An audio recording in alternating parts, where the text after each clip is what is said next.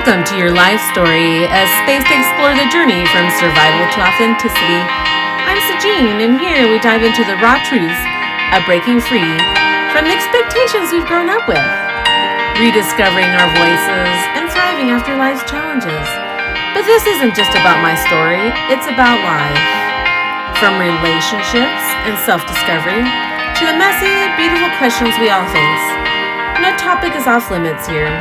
So if you're ready to embrace courage, healing, and living life on your own terms, you're in the right place. Let's connect. Let's grow. Welcome to the journey.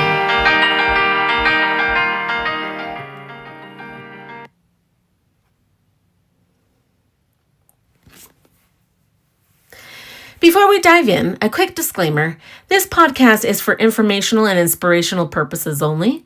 I'm not a licensed therapist, counselor, or medical professional, and the content shared here is based on personal experiences and insights. If you're facing significant challenges, please seek the support of a qualified professional.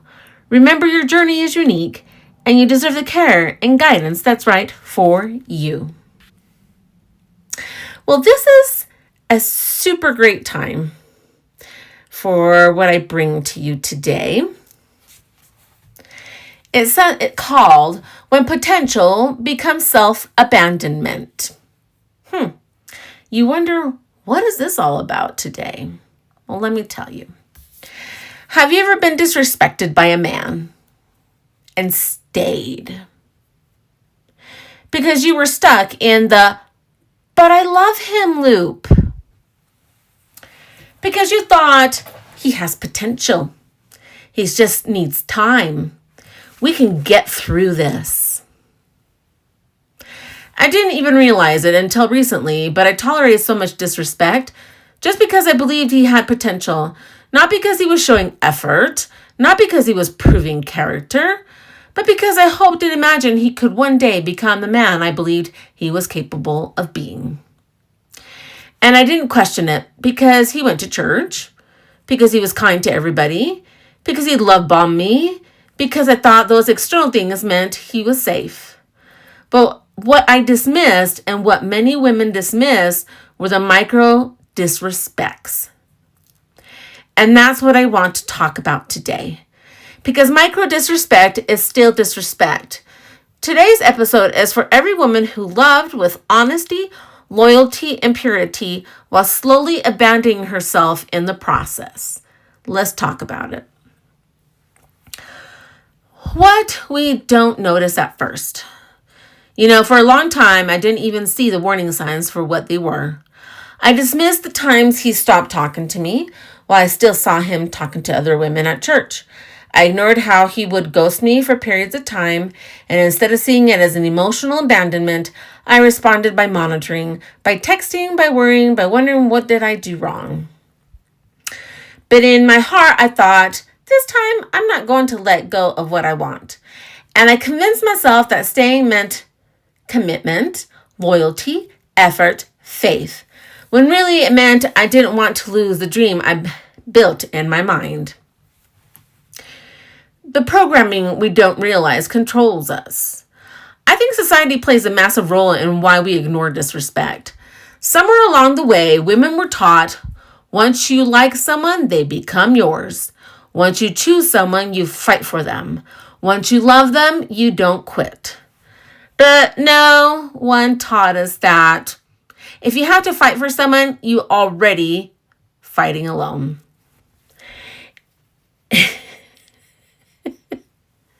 The sad thing is that this individual would say, too bad, so sad. You're the only one who wants this. And I was just like, huh? I thought, I brushed it off that he's depressed, he's stressed, and he just needs some love. Wow. We think the goal is to win them, when the real goal is to never lose ourselves. I remember thinking, I am the best thing that has ever happened to him. I can prove it to him. I can show him why he should choose me. It felt like one of those reality TV competitions where you fight for someone's attention, where the goal is to convince them that you are better than anyone else. And you think that if they choose you, it means you won. Oh boy, that was the worst thing. I mean, really? But the truth is, you lose yourself long before they choose or reject you. You know, I think it's important to see that beforehand, that we think in our minds that, oh, here, this other woman's coming along, she wants to take my man. The problem is we're trying to keep something that the other person should have respect for you and make you feel safe, and you should never have to feel like somebody else is moving in. That person should be able to say, no, I actually have a loved one and I don't want anything, so please move along. Yeah, I know you're saying, oh, that's in a perfect world. But no, I think we brush it off so much, and that these individuals get so used to that we brush it off, that they think they can get away with anything, right? And sometimes they do. But who gets left behind? You do. So, I'm talking about my wedding story. Even on my wedding day, there were signs that I now recognize as giant blaring red flags. My brother told me later that he had to go look for him because my ex had said, I don't think I'm ready. I'm going to leave. Now, mind you, I think it was kind of like a reverse psychology thing, because then my brother was like, nope, you're not going to leave her. You're going to go through with it. Meaning that he now got permission to hurt me further without my brother even knowing it. And it's terrible. And instead of honoring my emotional safety, instead of protecting my future, we all went into problem-solving mode. My brother, trying to protect me the best way he understood, told him, nope, it's our wedding day. You've already committed. And looking back, I know my brother meant well, but the greatest gift that day would have been truth, not performance. But I realized later I didn't marry readiness. I married doubt dressed as obligation.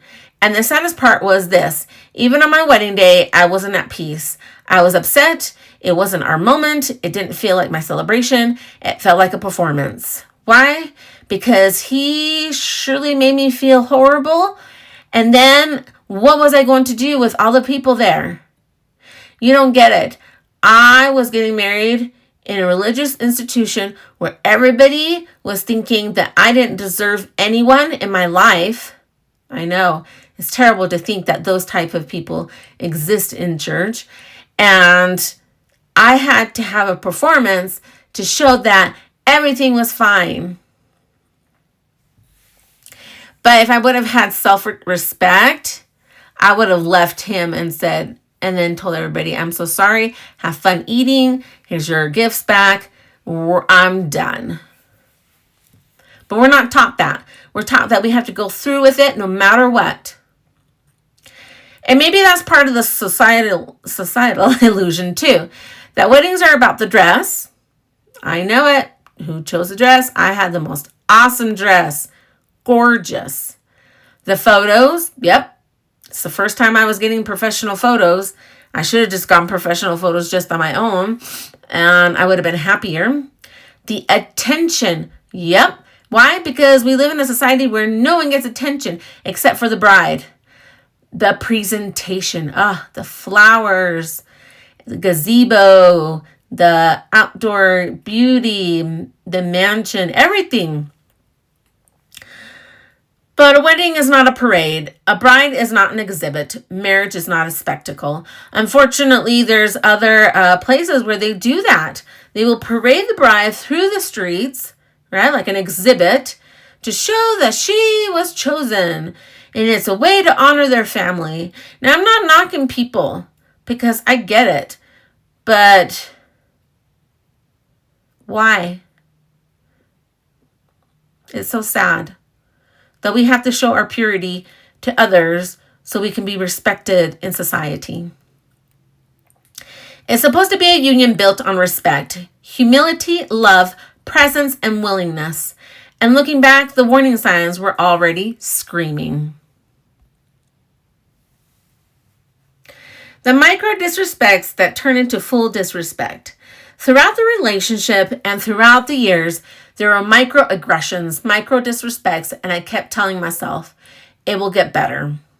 Why? Because if you're a Christian girl, they say you have to pray for your spouse and always look for the good in them, because if Jesus loves everyone, you should love everyone, and you can't judge anyone. But that's wrong, because then they put you in harm's way. He didn't mean it. Yep, I excused that all the time. I thought maybe he was just upset, stressed, tired, and he just didn't mean it. He's just stressed. Oof. The countless stress, because this individual works so many hours. Poor guy. But I worked a lot of hours too, and there was never anybody saying, poor stressed out girl. If I become better, he will become better. Oh my gosh. You know how many things I did? I did the laundry better. I cooked better. I presented myself better. I had an immaculate house.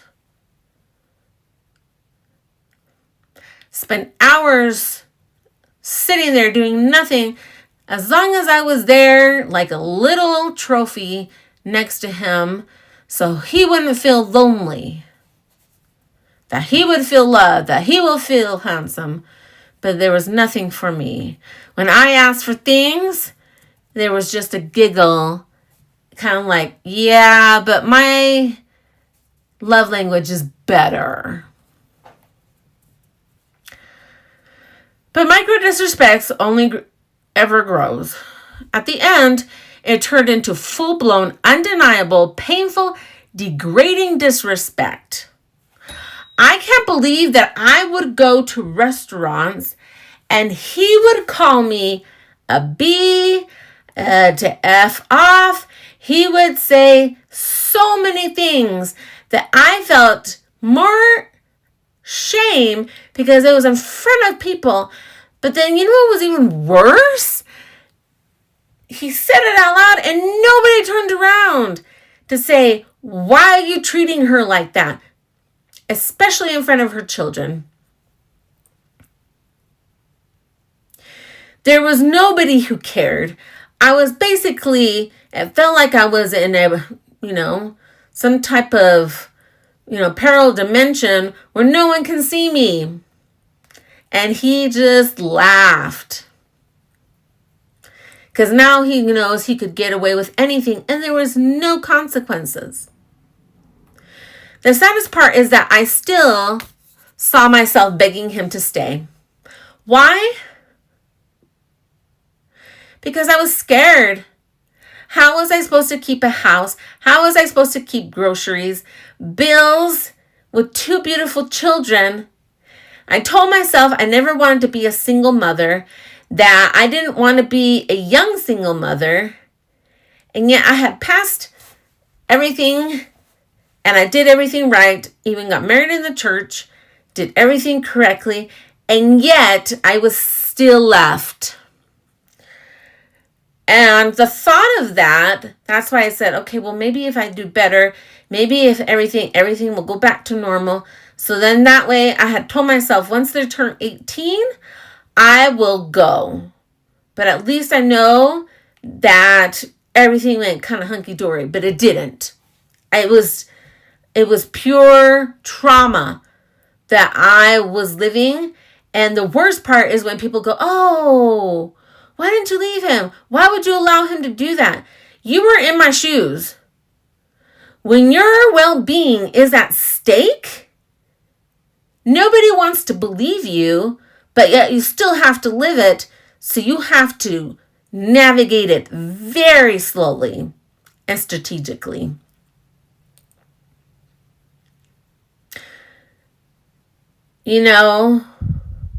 It's not because I didn't know I deserved more, but because I believed that if I became better, everything would go back to normal. I was living what I now call a delusional fantasy, not because I was crazy or dramatic, but because I was in love with what could have been rather than what was. Because when you're with a pathological liar, you learn to lie to yourself. What I know today.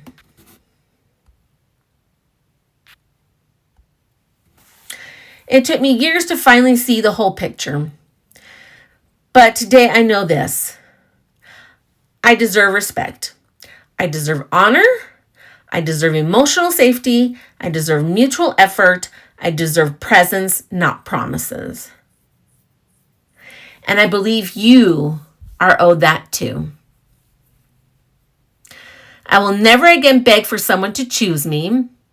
Oh no. That whole thing that they teach you everywhere, oh, choose me. And then I heard that the teenagers say, oh, she's a pick-me girl. That's so horrible.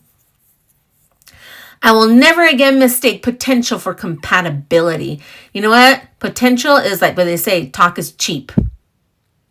If you're not seeing it and you're not seeing it consistently across the board with others and yourself, nope. I don't want you near me. I will never again confuse love for proof of my worth. I think that was the worst because when he left, he said, oh, you're just afraid of being rejected. That's so insidious because then it was, oh, I never loved you. I just felt sorry for you. Wow. That's brutal. I call that a fraud, a fraudulent marriage. But try to prove that? From now on, I am the high value item in my own analogy. Now, mind you, I'm not an item, but I'm just talking here. Not because I think I'm better, but because I finally understand I'm not something to bargain for. And if someone wants to be in my life, they will walk with me, not run from me, hide from me, or compare me, or even run over me. It is not okay. But if they don't meet me there, it's okay. I will not chase. I will not beg. I will not dilute. I will not compete. If you're still in it, coming out of it, or healing years later, you're going to make it. And you're not broken. You're finally awakening.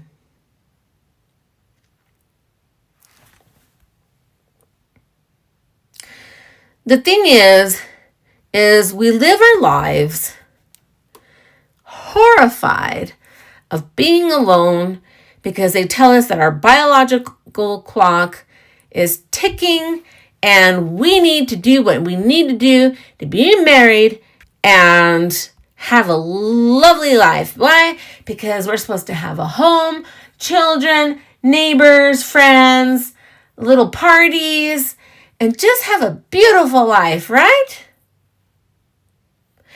It's a beautiful fantasy. And the people who get blessed with that, I applaud you. I love it. But for us who had to go through the hardest moments of our lives, no, it was not okay. So I'm going to give you 5 journal questions. I want you to add that because I need you to find your awareness, clarity, release, identity, and standard settings. Is very important. So number 1, awareness. What specific behaviors or moments did I label as not a big deal that were actually signs of disrespect, avoidance, or emotional abandonment? So go ahead and write things down, not generalized feelings. Go ahead and write it down. How many times were you disrespected and told, oh, you're just jealous. I'm just talking to so-and-so. But yet they would have that smile and full attention on them without you. Or the times that they would make you cry when they were driving because they were driving so erratic because they wanted to scare you. 2, emotional pattern. What emotion kept me staying longer than I should have? Fear, hope, loneliness, shame, fantasy, or ego attachment? And why that one? Mine was hope. I was hoping that everything would fix itself. Why? Because I'm a Christian. So I figured if I prayed, I studied, and was a good church-going girl, that everything would fix itself. No, it would have fixed itself if the other individual was an honest person, but this person was not. Responsibility check. What did I take personal responsibility for that was never mine to carry? Fix, heal, prove, or convince. We take on their personality and their issues, and we try to save them from everything that they do. 4, identity reset. Who am I when I'm treated with respect, consistency, and emotional presence? I feel a lot better. I'm stronger, and I'm moving forward. I love learning and sharing it with others.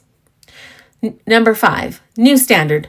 What are 3 non-negotiable behaviors I will require in future relationships? And what will I do if one of them is violated?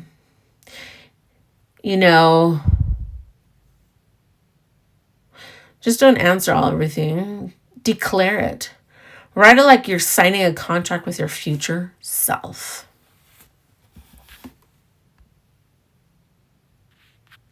Okay, we're going to move into our little meditation here that I'd really like to have along for you.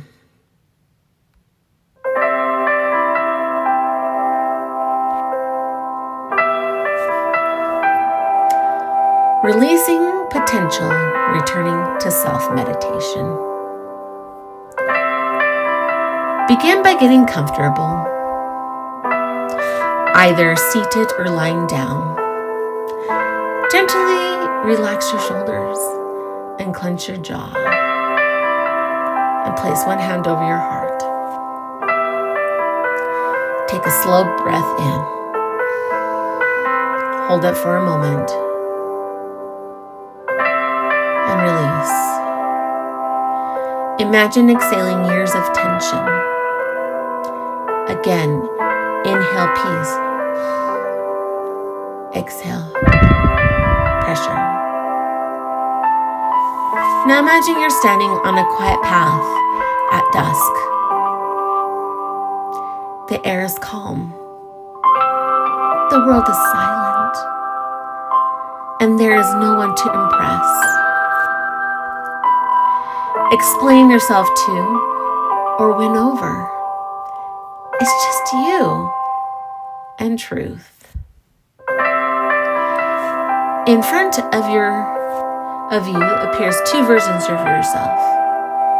1, the version who stayed because she believed in potential. And the version who rises because she believes in herself. Look gently at the first version, not with judgment, but with compassion.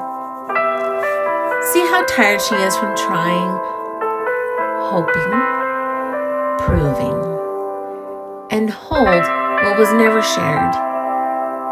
Walk toward her slowly. Take her hands, whisper internally. You are not wrong for loving. You are not foolish for hoping. You simply deserve more. Now picture a soft golden light forming around both of you, like warm protection, like divine truth.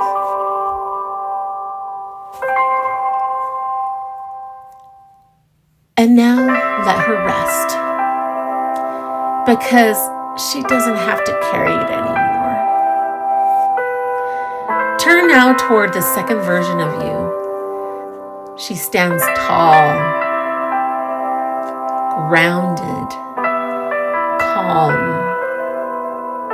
self-owned. She does not chase. She does not beg. She does not compromise dignity for connection. She knows my value is not earned by being chosen. It exists because I am. Slowly step into her, merge with her, feel her strength become your new baseline. Now place your hand back over your heart and repeat silently. I honor myself. I choose myself. I trust myself. I am safe with myself. Now pause and breathe.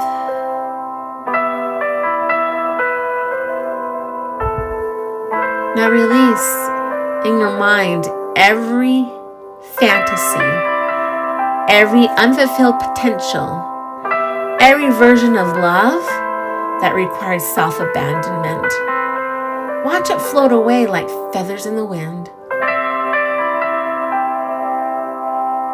And whisper, I do not chase. I attract what matches my worth. Now take one final deep breath in through your nose and out through your mouth. As you gently return to the present moment, when you're ready, open your eyes. You are here. You are whole. You are free.